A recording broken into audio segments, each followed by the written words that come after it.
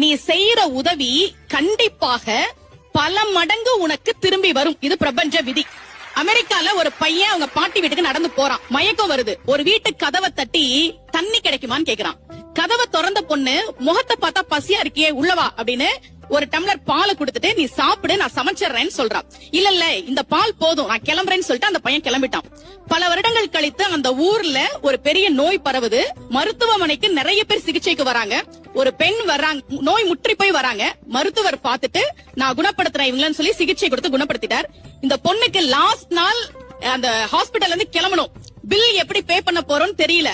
கண்ணீர் வழிய எவ்வளவு பில் வரப்போதோ அப்படின்னு அவங்க காத்துட்டு இருக்காங்க. பில் வருது.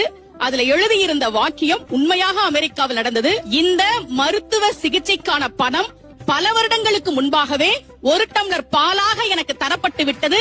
இப்படிக்கு மருத்துவர் ஹோவர்ட் கெல்லி என்று எழுதப்பட்டிருந்தது.